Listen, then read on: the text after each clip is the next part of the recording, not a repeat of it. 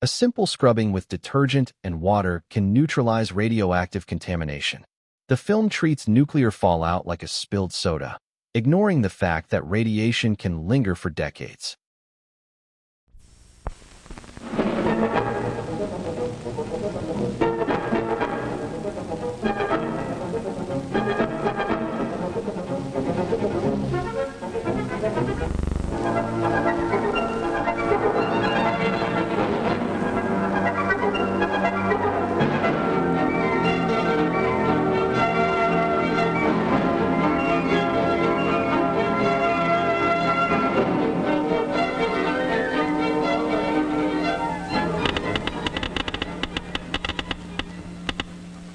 Clicking sounds, sounds that reveal the presence of radioactive rays.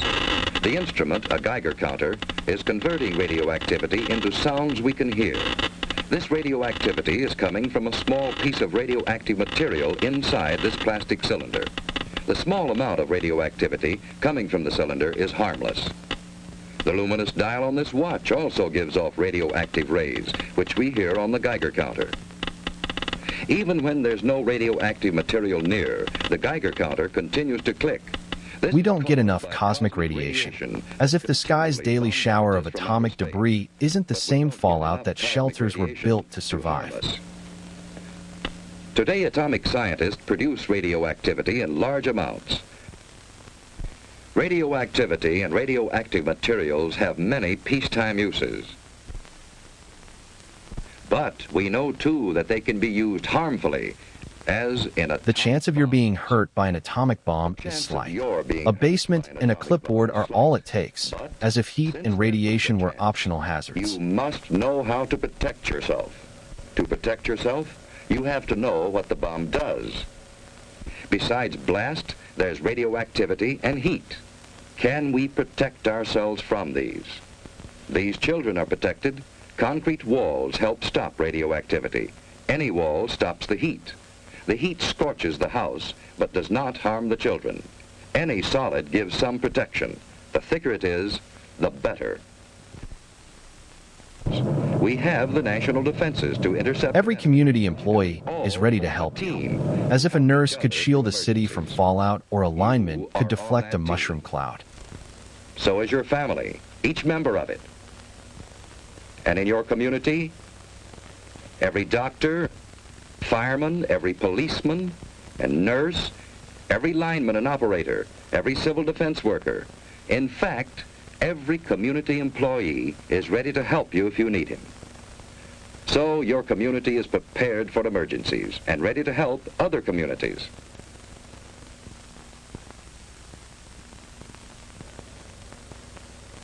We have state and national headquarters for civil defense. And your city has a civil defense code. What is your job?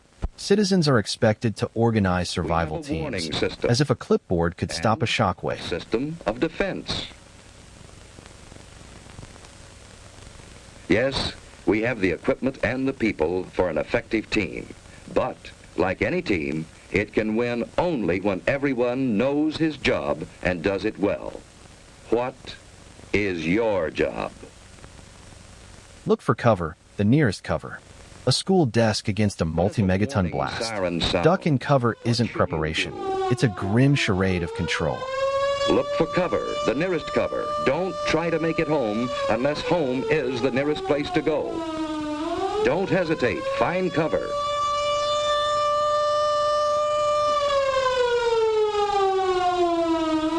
Everyone is in on this. Strangers will understand. Finding shelter quickly may save your life. If you can't get into a house, get behind a wall or a steep embankment on the side away from the city. Civil defense teams will go into action immediately. If you're home, you've work to do. Hi, Susie. Everything's fine upstairs. How you doing here? Okay, I guess. That's good. We repeat, cover windows to protect against the possibility of broken glass, heat, and radioactivity. Turn off fires. If you are home and are not assigned to civil defense duties, go to your prepared shelter. Those who are in shopping centers, go to prepared Well, shelters fire in the kitchen's immediately. out. Now we'll go down the In basement. this practice alert, We are assuming that the attack will come on the waterfront area. See, it's just practice. All this rushing around for nothing. Now, there's just where you're wrong. We need this practice. Now, come on, let's do our job. That's good thinking. We all need practice. Here's a clean, well-prepared shelter in the basement. A basement shield against fallout, like a raincoat in a Ted and hurricane. Sue have a battery radio, and they have soda ash and stirrup pump fire extinguishers. They have other emergency supplies too, a flashlight, a well-equipped first aid kit with plenty of bandages, tape and scissors, a Red Cross first aid book, a few cans of food, a good supply of water, blankets, and an electric lantern in reserve. You know, Susie, this stuff would come in handy on a camping trip. I'd a lot rather be on a camping trip. Say, what would we do if we didn't have a basement? At school, they told us we should be away from windows and behind double walls. You know, like an inside hall. Ted's right. You live in an apartment house. You can't all go to a crowded hallway as shelter. The film assumes escape routes exist, like a video game with infinite save And in the points. hallway if possible. Wait for the all clear. Be calm. If you're on the playground, run for shelter. If you're in the schoolyard, get into the building. Move quickly, but in good order. Inside, go to the shelter area you've been assigned. Take your place on the floor. Here's one good way to protect your eyes and neck in case of a bombing. Wait for the all clear. So far, you've been watching a practice drill. But what if there is a bombing that comes without warning? What is your job then? Find cover immediately. Don't look at the flash. Stretch out. In about 1 minute, the immediate danger is past. Then head for safer cover. Another bomb may fall. Get indoors if you can. Shed your outer garments. They may have radioactive particles on them. If you're home, take shelter and stay down for about 1 minute.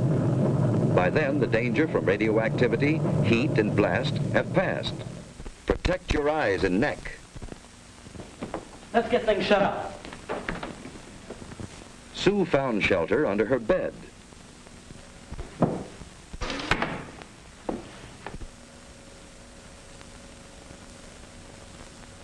It's dead. Let's get the battery set. When the house current is off, that battery radio is essential. Keep tuned in.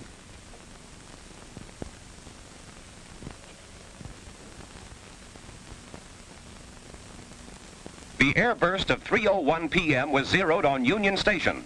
Heavy damage extends from about 14th Street north to as far south as the waterfront. You know, we're lucky. To western. That blast was miles Stay from there. under cover unless you have civil defense to... I've just been handed a bulletin. There's been an underwater burst at the waterfront. Water thrown up by the bomb is falling as mist and rain, and it is radioactive.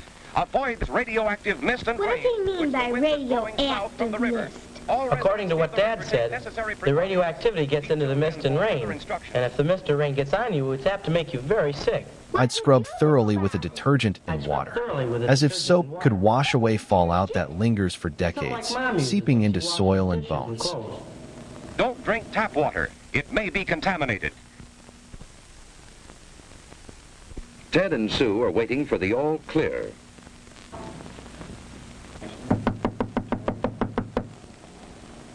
I'll see who it is. Hello, who's there?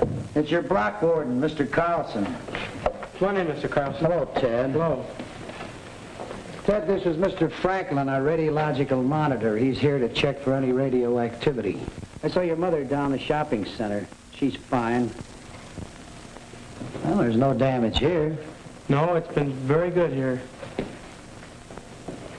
Hello, Sue. Say, have you seen my dad lately? He's down at headquarters, and boy, he's really busy. Yeah? Well, there's no radioactivity here. Say, Mr. Franklin, is that a pen on your coat there?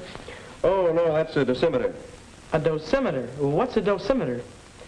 Well, it measures the amount of radioactivity that I've been exposed to. But this is the meter that I used to check with.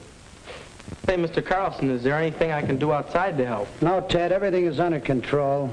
You just stay here till the all-clear signal is given. You've done a good job. Thank you, Mr. Carlson. Bye, Sue. Bye. A good job. That's what everyone must do to be safe. Doing a good job means simply following the rules in an alert or an attack, and waiting until all is clear again. Our very lives may depend on always being alert, as if a single bomb didn't erase entire cities, leaving fallout to linger for decades. Being alert.